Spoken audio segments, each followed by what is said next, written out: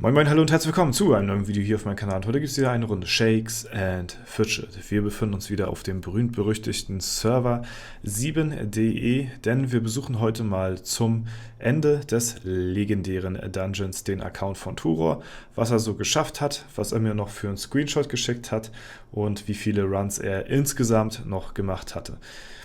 Wir hatten das letzte Video ja am Wochenende bzw. am Montag gemacht und dort hatte er ja bereits am Wochenende alleine 250 Runs gemacht zum Hexen-Event und hatte dort dann festgestellt, gut, man kann noch weiterhin ziemlich gut Gold farmen. Man macht nicht sehr, sehr viel weniger Gold dadurch und deswegen hat er sich dazu entschieden, auch den Dungeon weiterzuspielen und hat ordentlich weitergespielt, das kann ich euch sagen.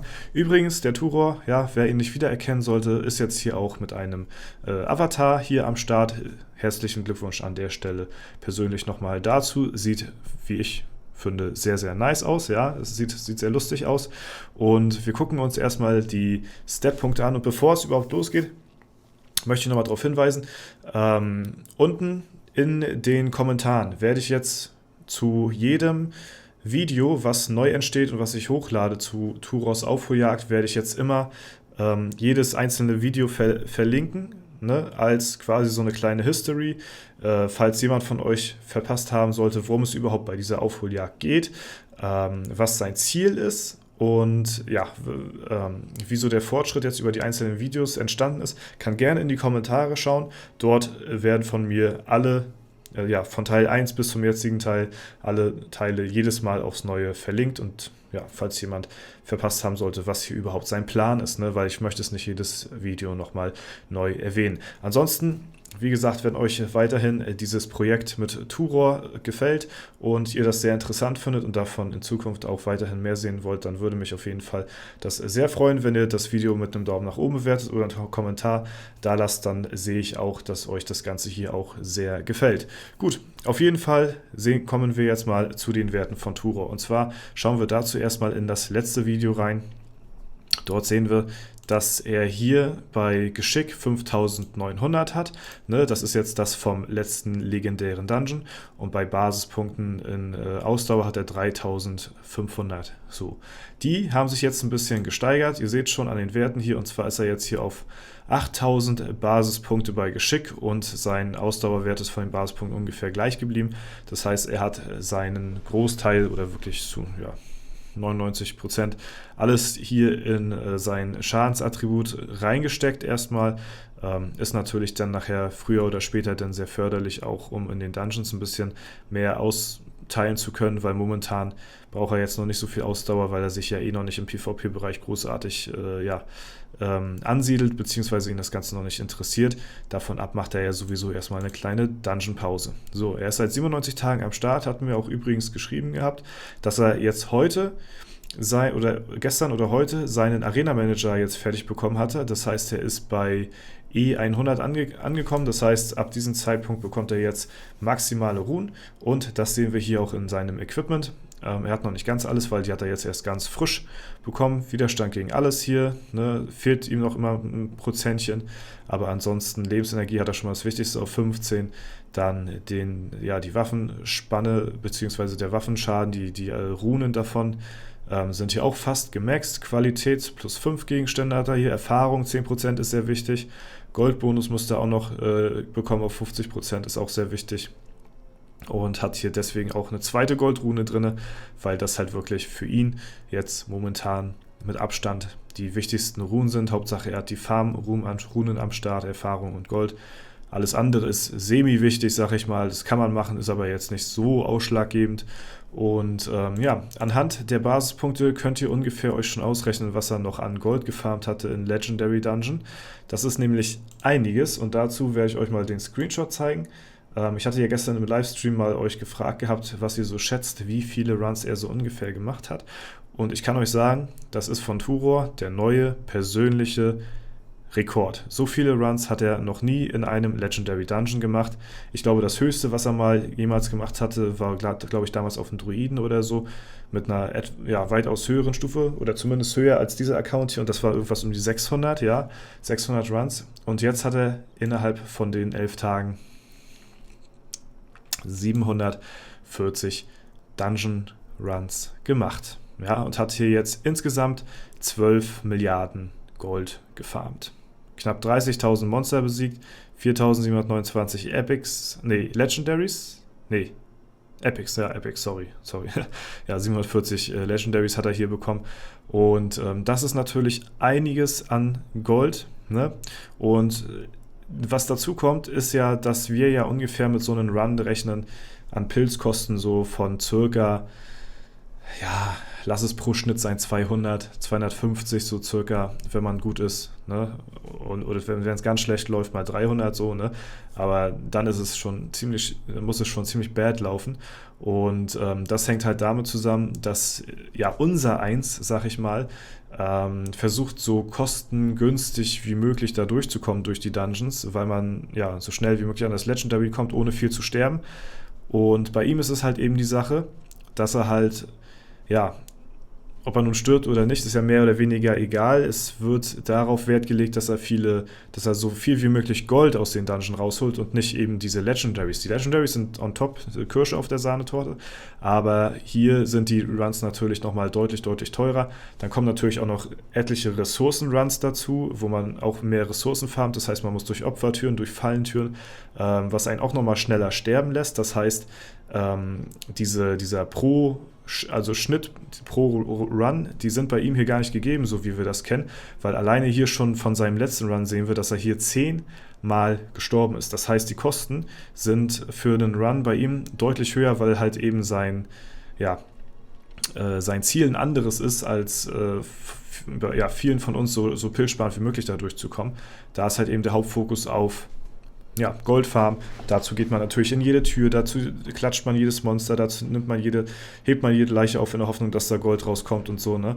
Und neben diesem ganzen Gold hier kommen natürlich auch noch die Gegenstände, die alle verkauft worden sind. Und 740 Runs, wie gesagt, ist jetzt bisher das höchste. Und ihr müsst euch mal wirklich reinziehen, diese 12 Milliarden Gold sind halt wirklich auf dieser Stufe entstanden, so 370. Ich möchte nicht wissen, wie viel Gold zusammenkommt, wenn man 47 Mal durch den Dungeon runnt und man schon am Goldcap quasi ist. Das heißt, wo er dann pro Monster, 15 Millionen bekommt oder so, ne? Hier sehen wir, wenn er jetzt ein Monster geklatscht hat und das vielleicht 7,3 gibt, so, ne? Das wäre jetzt das Höchste, weil mehr hatte er jetzt in diesem Dungeon jetzt nicht anscheinend gekloppt. Bei mir ist das Minimale, was da rauskommen kann, halt 15 Millionen.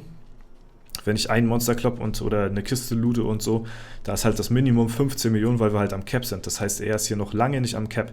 Und dann wäre dieser Goldwert auch nochmal ein ganz, ganz anderer. Das heißt, er spielt hier mit einem, noch zumindest riesen Nachteil und gibt halt trotzdem so viel Gas, dass er hier Skillpunkte macht en masse. Und ich bin weiterhin sehr, sehr gespannt, wo hier die Reise hingehen wird. Wie gesagt, jetzt alleine in diesem Legendary Dungeon hat er jetzt hier, ich weiß es jetzt gar nicht, also 5.900 hatte er hier gestartet gehabt, das war aber halt auch schon das Wochenende gewesen mit dem Hexentanz-Event und dort hatte er, glaube ich, auch schon 4 Milliarden Gold oder so gefarmt. Ich weiß es jetzt gar nicht genau. Können wir ja auch mal nachschauen. Wie gesagt, dazu werde ich dann hier unter dem Video, da sehen wir es, 2,7 hatte er damals, das war, glaube ich, der erste Screenshot, er hatte mir, glaube ich, 2 Screenshots, 3,5. Das war mein Gold, lul. Naja, ist aber auch egal, ist jetzt nicht so wichtig, doch da war der Screenshot mit den 250 Runs, und dort hatte er, hier sieht man es, 4 Milliarden Gold, also war ich doch richtig von der Aussage her, ne? Und wie gesagt, falls ihr einen Teil verpasst haben solltet, dann werden wir auf jeden Fall jetzt hier in die Kommentare immer alle Teile von der Aufholjagd hier hinzufügen und dann werde ich jedes Video zum Anfang darauf dann hin verweisen, dass ihr dann, falls ihr den Anfang verpasst haben solltet, wie das Ganze gestartet ist oder was überhaupt sein Ziel ist, dass man denn da in den Videos dann nochmal ein bisschen zurückschauen kann und sich da einen kleinen Überblick verschafft. Ja, ansonsten gucken wir mal in die Gilde rein hier von ihm, wo er jetzt hier auch momentan steht. Er ist halt immer noch ja, sehr weit unten, aber das Level steigt halt eben nicht so schnell und er macht halt eben auch Pause. Aber alleine von den Werten her können wir jetzt mal schauen. Ja, fast 31.000 Geschick und 24.000 Ausdauer bis zum nächsthöchsten. Ja, da ist er, den hat er einfach schon überholt von den Werten her. Ja, er scheint hier auch nicht großartig viel Wert irgendwie auf die Ehrenhalle zu legen, weil wenn wir uns den Spieler anschauen, mit seinen Werten hier ist er auf 502 und Turor ist hier auf 769 und er hat halt schon viel, viel höhere Werte an sich schon. Deswegen liegt da wahrscheinlich auch nicht sehr viel Wert, hier großartig sich irgendwo hochzufahren oder was weiß ich, irgendwie gut dazustehen. Da wird halt alles wirklich in die Effizienz reingebuttert, sag ich mal. Und dann früher oder später wird dann komplett ausgerastet. Ne? Also das ist ja jetzt schon hier extrem, aber ich glaube, wenn es dann nachher wirklich in die heiße Phase geht, sag ich mal, wo er dann für einen kleinen Edelstein, oder für einen großen Edelstein, ich weiß nicht ganz genau, ab wann er da anfangen will, 10 Millionen Gold bekommt und für einen Skip dann quasi einen Skillpunkt sich finanzieren kann, dann wird es nachher richtig wild. So, ne? Also dann geht es nachher dann auch schon so langsam in die Richtung, wo er dann hin möchte. Bis dahin wird es noch ein bisschen dauern. Wir warten jetzt erstmal die Phase ab, wo er sich die Dungeons hier noch weiterhin aufspart. Zieht sich jetzt ein bisschen, ist aber definitiv die etwas schlauere Variante, um schneller hochzukommen im Level. Und dann kommt man natürlich auch nachher in die Richtung, wo man dann hier in dem legendären Dungeon auch besser Gold farmen kann, weil man dann schon am Goldcap ist und durch Kisten oder Monster 15 Millionen Gold bekommt. Und da wird dann, mal schauen, was denn beim nächsten legendären Dungeon drin ist an Runs, so, ne? Und spricht auf jeden Fall vieles dafür, dass er hier auch weiterhin am Ball bleibt. 740 Runs sein momentaner Rekord. Hatte ja, wie gesagt, alle weiteren Accounts aufgegeben und selbst auf einen Druiden, wo er, glaube ich, die 600 Runs oder sowas gemacht hatte, jetzt alles für den Account hier investiert. Und deswegen können wir da auf jeden Fall auch von ausgehen, dass das hier weiterhin in Zukunft, dass wir hier sehr coole Sachen miterleben dürfen. Okay, Leute, wenn euch das Video und das kleine Update zu Turor gefallen hat, dann lasst es mich gerne wissen. Schreibt es in die Kommentare, lasst die nette Grüße da. Und das war's auf jeden Fall von mir. Ich kann euch kurz nochmal meine Runs zeigen. Ich weiß nicht, ob man das hier noch sieht. Nö, sieht man nicht mehr. Auf jeden Fall auf meinem Main hatte ich so, glaube ich, um die zwischen 40 und 50. Auf meinem Battle Mage hatte ich weitaus weniger. Da hatte ich, glaube ich, weiß nicht, zwischen 25 und 30 oder so. Ich bin mir nicht ganz sicher. Auf jeden Fall haben wir hier uns auch neu ausgerüstet, bis auf die Handschuhe und das Hemd. Haben wir eigentlich, wir haben nur das Hemd, was uns fehlt, ja. Uns fehlte nur das eine Item, ansonsten haben wir eine neue Waffe hier und alles soweit neu und auf W50, kleines Update. Da können wir in Zukunft auch bald eine kleine Dungeon-Folge wieder machen, haben wir es dann auch mit sehr viel Struggle dann auch geschafft, uns komplett neu legendär zu equippen, ja. Und wir haben jetzt auch unsere Widerstände komplett zusammen. Ich habe einen ganz dollen Fail gemacht im Livestream und habe meine kompletten Runen verkauft, habe sie aber glücklicherweise wiederbekommen, bis auf eine. Das ist hier, die fehlt mir noch 50% epische Gegenstände für, ist aber für mich nicht weiter relevant großartig so. Wer braucht schon Epics, wenn es heutzutage Legis gibt? Ne? Deswegen, alles Weitere habe ich auf jeden Fall und das sind halt die wichtigsten Sachen. Und genau, das soll es soweit gewesen sein zum Update von Turor. Jetzt wird wahrscheinlich erstmal bis zum nächsten großen Event ein bisschen Ruhe einkehren oder bis er dann halt irgendwann anfängt, so langsam in die Dungeon-Klopper-Richtung zu gehen, aber das wird, denke ich mal, noch ein bisschen dauern. Und falls es da auf jeden Fall wieder in Zukunft was Neues gibt, könnt ihr euch gewiss sein, dass ich darüber dann auch wieder berichten werde. Aber das war es jetzt erstmal soweit von mir. Wie gesagt, wenn euch das Ganze hier gefällt, das Projekt, unterstützt es gerne. Würde mich auf jeden Fall sehr freuen. Und Turor, denke ich mal, auch. Den wird das Ganze auch weiterhin motivieren. Und Leute, ich wünsche euch einen super schönen Tag. Vielen lieben Dank, dass ihr hier zugeschaut habt. Bleibt gesund, bleibt stabil. Ich wünsche euch was. Haut rein und bis zum nächsten Mal.